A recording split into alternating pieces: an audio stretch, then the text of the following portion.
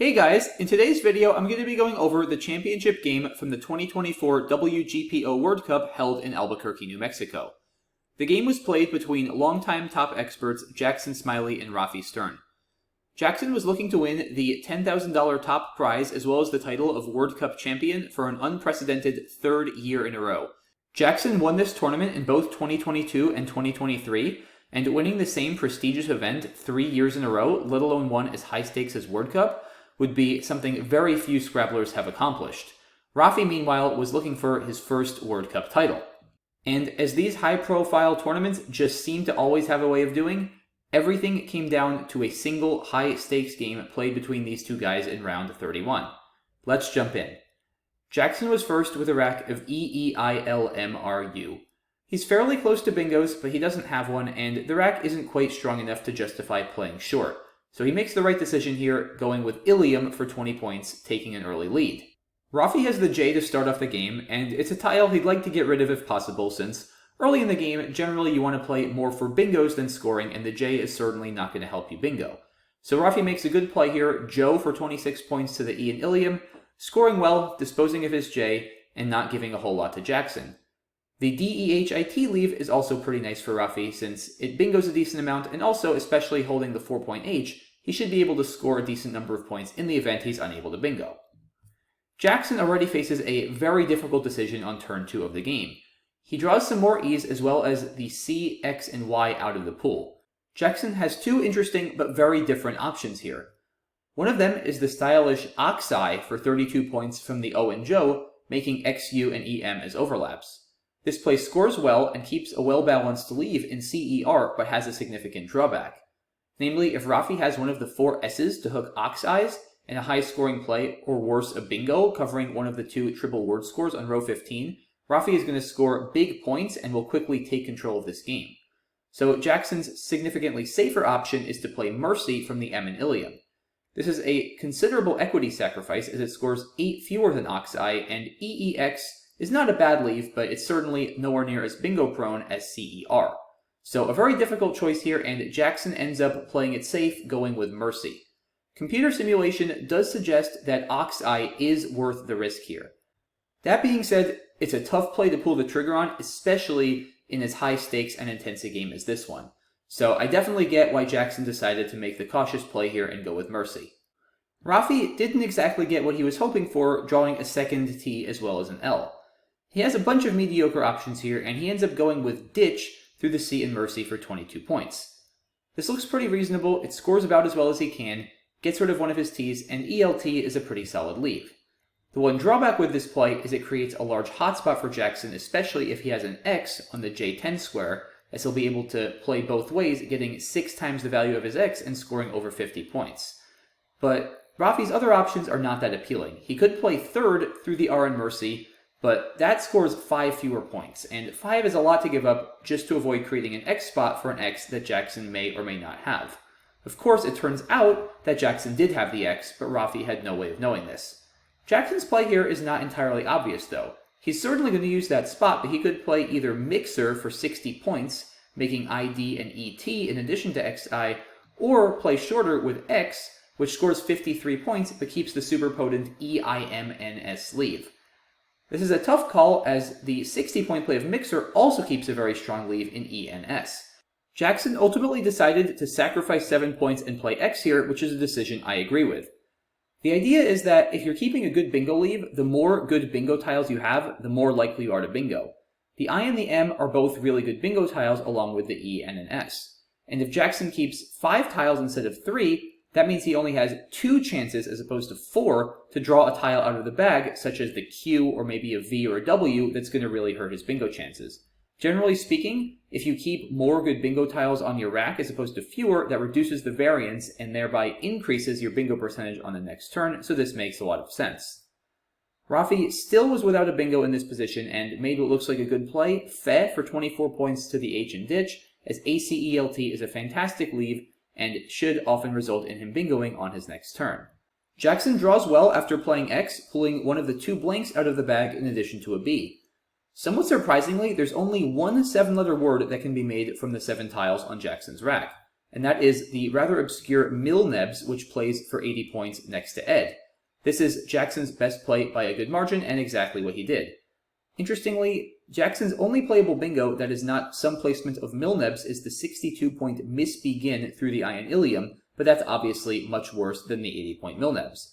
So with this play, Jackson takes a large lead, 105 points.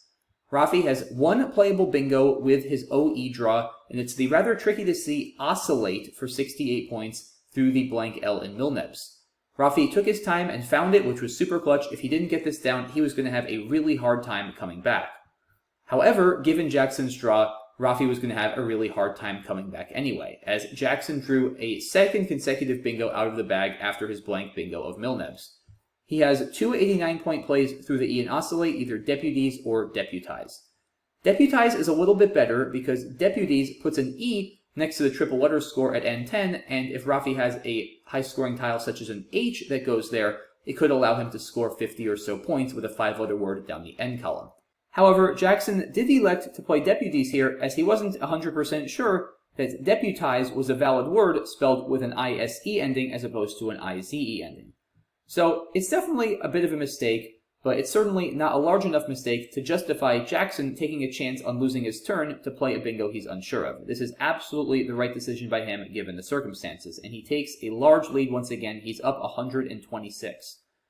Rafi draws reasonably well after his bingo, but he doesn't have any playable counter bingos. His best plays are all in the spot Jackson just opened by playing Deputies instead of Deputize that I was talking about before down the N column. Rafi has a lot of options in that spot, the highest scoring of which is Baylor for 40 points. This doesn't seem like a great play though, as it gives Jackson a lot of easy and high scoring counterplay through the R. So instead, Rafi goes with Baron, which scores 38 and holds IL. This is a subtly aggressive play, as Baron takes not only an S hook for Barons, but also a Y hook for Barony, and even more sneakily, a G hook for Barong. Note in particular that all three Gs for Barong are still unseen. So it's a bit risky because if Jackson has any of these letters, he could pounce for a lot of points. But if Jackson doesn't have any of these letters, then there could be a lot of reward for Rafi, because if Rafi is able to draw one of these letters on his next turn, he might be able to score a lot or even bingo on that line and catch up. So given that Rafi is down 126 points, I think this is a very reasonable decision. At an even game, I would probably advise something more cautious like Binal, which doesn't take any backhooks, but given the score, this is exactly how Rafi needs to play this game. If he doesn't take chances, he's not going to be able to come back. So, good decision here by Rafi. Let's see if it paid off. Jackson, luckily for Rafi, did not have any of the backhooks to Baron, but he had a pretty decent rack here, ADEFIOR. He realized how dangerous the spot was that Rafi just created, so he quickly realized he needed to block, and as such he played Foe in the bottom right corner for 25 points. However, I think this was a little bit imprecise. I think 4 in the same spot would have been a little bit better, even though it does keep a worse lead, keeping the vowel-heavy ADEI as opposed to the more balanced ADIR after Foe. The reason is that Foe doesn't actually entirely block the spot, because Rafi could still end a bingo in SE hooking Barons with a word ending in, say, ISE, or GE with Barong, as many 8-letter words end in AGE. And that spot could prove extremely difficult for Jackson to deal with down the road after making this play. 4 doesn't have the same drawback, as there are no 8-letter words that end in SR or GR, so now for the rest of the game, Jackson doesn't have to think about that spot, like he will most likely for the remainder of the game after Foe. So it's a small short-term sacrifice, keeping a slightly worse lead to play for, but you're gaining so much in the long run. When you have this much of a lead, having to constantly sweat about 90 or 100-point bingos in a spot that's difficult to block is extremely stressful. So personally, I would have gone with 4 as opposed to Foe. But in any case, Foe was Jackson's decision, and thankfully for him, Rafi drew poorly, pulling the clunky K, V, and W all at once out of the bag. And he makes a good play here, Wink for 25 points through the I and Ilium, keeping AILV. Rafi absolutely has to get rid of 2 of his 3 high-scoring tiles, and this play does it very nicely while also scoring a considerable amount. Additionally, it keeps the board open for Rafi, which is super important at this deficit. He can still play bingos above or below the O and Oscillate, And this also sets up a sneaky line down the F column if Rafi can draw an S for swink or a T for twink. So this is a very nice play by Rafi. Another option might have been Vakil for 29 points across the 4 row, but NW feels a little bit less bingo prone than the AILV leave after wink, and this also starts closing a lot of space on the board, which is not going to be good for Rafi in the long run. So very smart decision here to play wink by Rafi. Jackson drew 3 eyes after his play of foe, so a break for Rafi here that Jackson isn't able to cause a ton of damage. And here Jackson makes a very interesting decision. He sacrifices a significant amount of equity to play defense by playing Needy for just 9 points under the O and Oscillate, making OI. His highest scoring play here, by a good margin, is Diamond for 22 through the M in Milnebs, which he strongly considered. But he ultimately chose Needy just because, at this score, Jackson's priority needs to be reducing Rafi's bingo percentage, not so much scoring points himself. And this makes it pretty difficult for Rafi to bingo on the top part of the board. Blocking not only bingos above and below the O and Oscillate, but also down the F column hooking wink, which Rafi just set up on his previous play. Diamond, despite scoring 13 more points, does absolutely nothing to block these threats and creates yet another bingo line on row 2 above the D and the I. So definitely a big point sacrifice, but I think it makes a lot of sense given the lopsidedness of this game. Rafi drew extremely poorly after his play of wink, getting rewarded for a nice play with a draw of P, U, and a second V. There's not much for Rafi to consider here. He absolutely is forced to play Volva for 26 points. It scores well, unloads both Vs and his U, and also opens more space, which he desperately needs at this point in the game, given how aggressively Jackson is playing defense and that he's still down by nearly 100 points. Rafi played this very quickly, as he should. And now, guys, came the most dramatic and exciting moment of the game. Remember, Jackson kept the letters AIR on his rack with the play of Needy on his previous turn. He drew 4 tiles from the bag, and the first one he turned over onto his rack was an A. The second one was another A. The third one was, you guys guessed it, a third A. So at this point, Jackson has 6 tiles on his rack, a 7th tile still face down on the table, and the 6 tiles on his rack are A-I-R. So at this point, Jackson's probably thinking, everybody watching is thinking, oh man, he might be looking at having to exchange next turn given how many A's he has. But then, of all things, Jackson turns over a blank for his 7th tile, resulting in a final rack of A-A-A-A-I-R blank. Now, most of the viewers were still looking at this and figuring, alright, it's good he got the blank, but what the heck is he still going to do with 4 A's? He's probably going to try to play something like Varia down the A column for 24, at least scoring some points and getting rid of 2 of his 4 A's as well as blocking the V, right? Well, no. Jackson has a much better and absolutely jaw-dropping play here. And I was watching this at home, and I didn't see it instantly, but I probably saw it about 2 or 3 seconds after Jackson turned over the blank. And I am just staring at my screen absolutely screaming, because this happens to be one of my favorite words. I don't think I've ever gotten to play it, and it's so rare that you'd be able to, and Jackson had such an epic opportunity to do it here. And I pointed it out in the chat, and then soon the commentators became aware, and the other viewers became aware, and we were all losing our minds, just waiting to see if Jackson would find this amazing word, and Jackson did deliver. After about 10 or 15 seconds, Jackson found the absolutely sick arapaima with a blank P through the M in Milnebs, scoring 70 points for a bingo despite having not 1, not 2, not 3, but 4 A's on his rack at the same time. An absolutely incredible play, and in case you're wondering, an arapaima is a giant fish native to the Amazon rainforest. With this play, Jackson not only gains a ton of style points, but he takes a huge lead on the scoreboard, going up 370 to 229. So pretty much as long as Jackson can dodge a big triple-triple by Rafi through the V, he should be in good shape to take this game, and with it his 3rd consecutive World Cup title.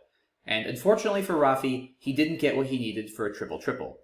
The thing is here, if Rafi plays something like Glaive for 33 through the V, he's basically conceding the game, because he's still going to be down over 100, which means he's almost certainly going to need 2 bingos to come back. And time is quickly running out for that. We are now down to under 20 tiles in the bag. So between time running out, keeping a clunky GP leave, and a pool that's not actually all that bingo friendly. You still have a Q, a W, a Y, a Z, 4 O's unseen, a lot of bad stuff.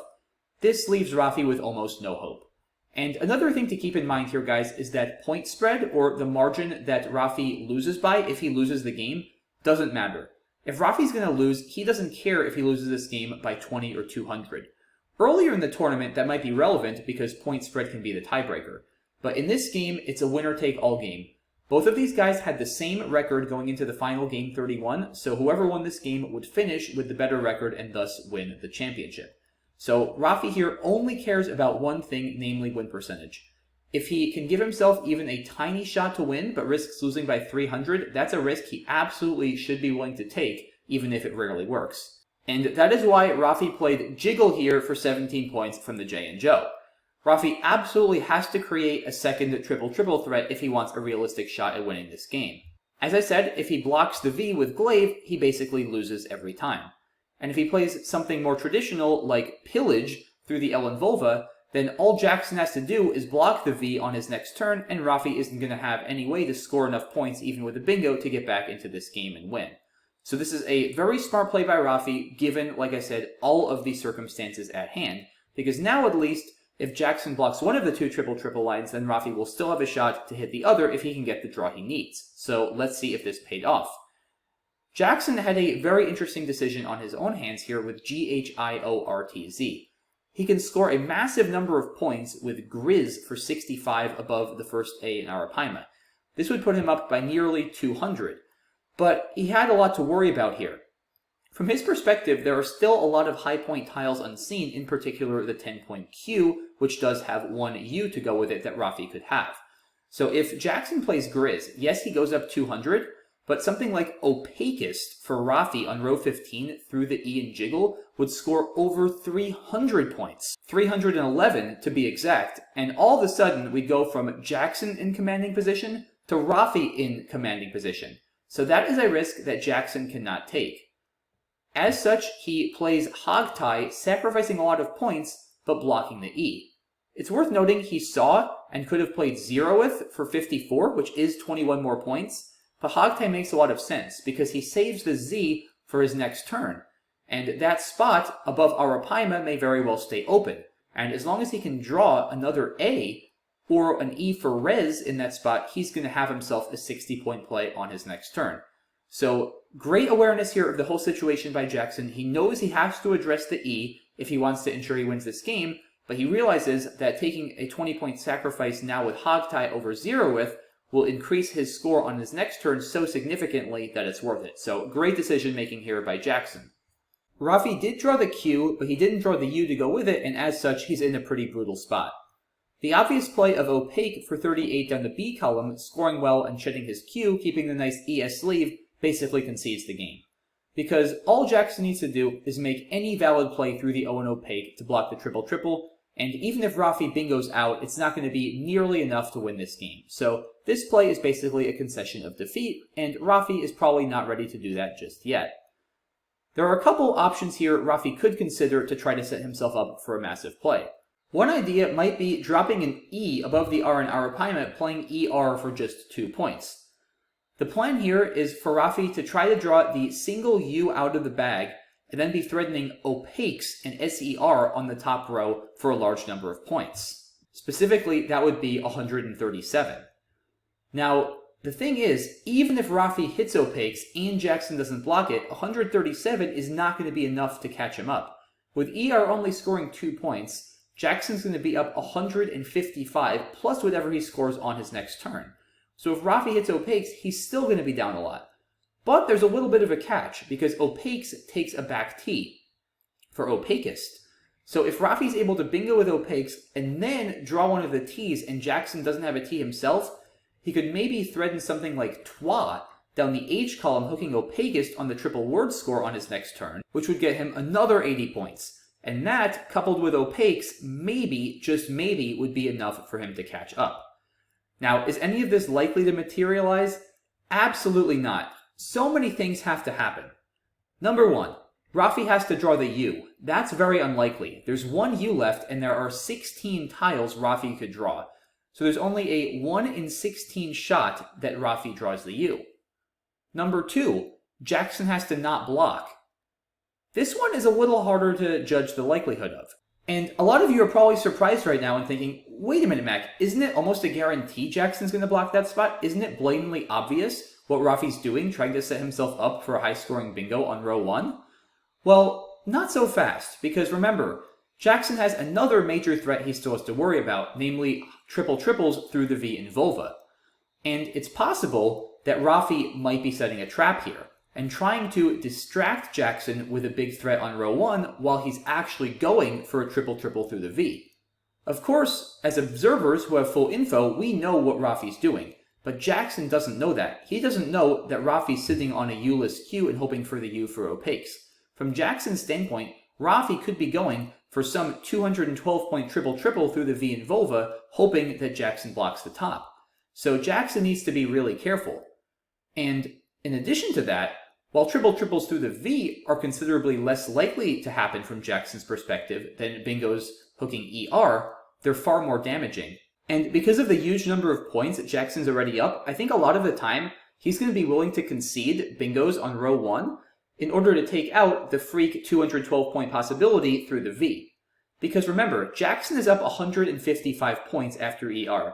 If Jackson scores like 20 blocking the V, he's up 175. If, from his perspective, the worst-case scenario on row 1 is like 130 or 140 points, he's still feeling pretty optimistic about his chances to win the game after Rafi gets such a play down. Whereas he has to be careful if he blocks row 1, because then, if he goes up 175 and Rafi hits the V for over 200, things are starting to look a little bit dicey. So I would definitely not assume after ER that Jackson is guaranteed to block the top. Sure, he sometimes will, but definitely not always. In any case, even if everything up to this point goes Rafi's way, even if he happens to draw the one remaining U out of the bag and Jackson obliges not blocking the top, then Rafi's job is far from done. Because, like I said before, opaques alone is not going to do the trick. Jackson is going to be up around 170 to 180 points most likely after his next play, and opaques only scores in the 130s. So Rafi is still going to need another big play on his subsequent turn. And to that end, he's going to need to hope that Jackson doesn't have either of the two remaining tees on his rack to play opaquest, and that Rafi draws one of these tees probably along with the W for 12 for 80 points.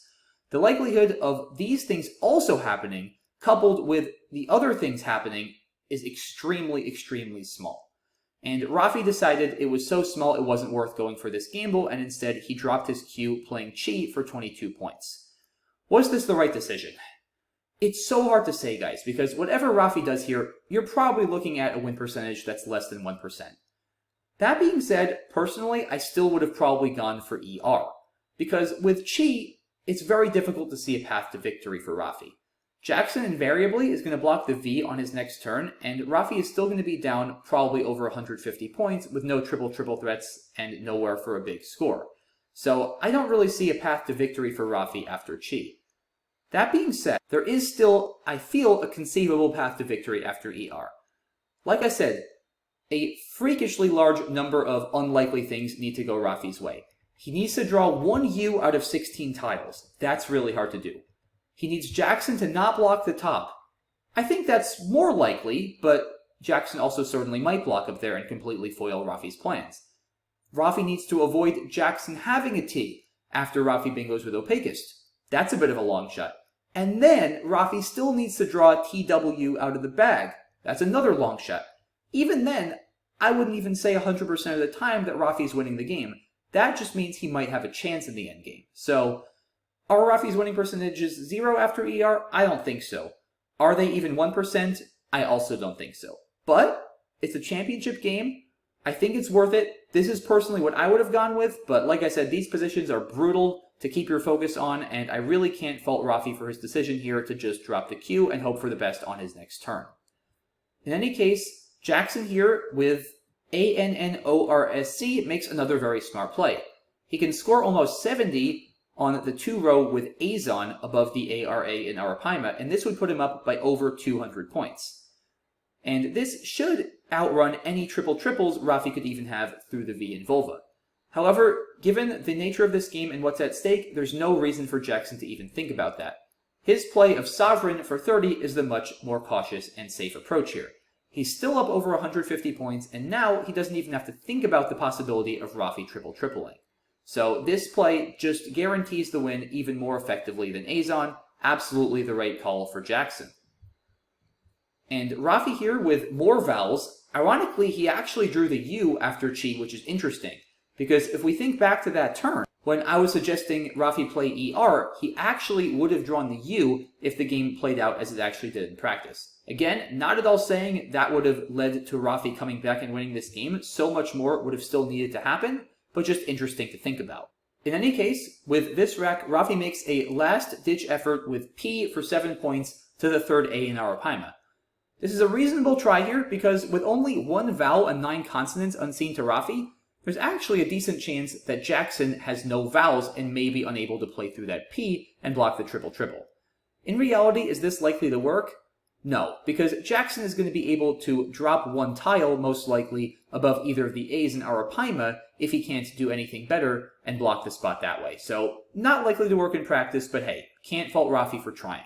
And Jackson did indeed have no vowels, but he does exactly as I suggested he might before, dropping just his Z for 11 points above the second A in arapaima, ensuring with 100% certainty that Rafi cannot triple through that P.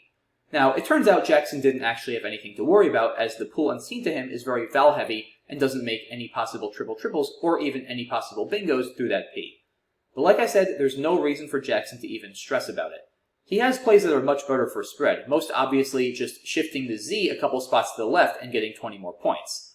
But like I've said over and over, all Jackson needs to do here is make sure he wins. He doesn't care whether he wins by 100 or 200. It literally doesn't matter. So he absolutely makes the right decision here. Just what if somehow he plays it over here and he mistracked and Rafi comes back with a 200-point triple and steals this game? That would be the worst and most inexcusable loss of all time. So Jackson wisely avoids even having to worry about that possibility, just drops his Z here and guarantees himself the win. Very smart play by Jackson.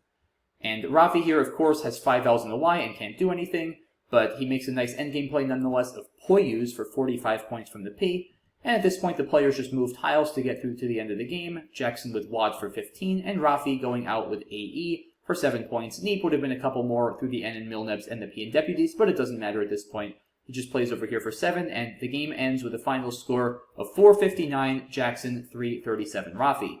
So a big congratulations to Jackson Smylie on becoming the now 3-time World Cup defending champion. The 3P at this big an event, like I said earlier, super hard to do. So few people have accomplished something like this, so major kudos to Jackson. This is super impressive stuff. And I would also like to give kudos to the runner-up, Rafi Stern. Obviously not the way you want a tournament to end. Bit of a tough one to swallow, but he still played a great tournament, and he's been a top player for many years. He's got a great game, so I know he's going to be back on this stage soon, and it's only a matter of time before he gets another opportunity and gets his title. So that's it for this one, guys. Really hope you enjoyed the game. Thanks so much for watching. Let me know what you think in the comment section, and I look forward to seeing you all soon for the next video. Have a good one, guys. Bye-bye.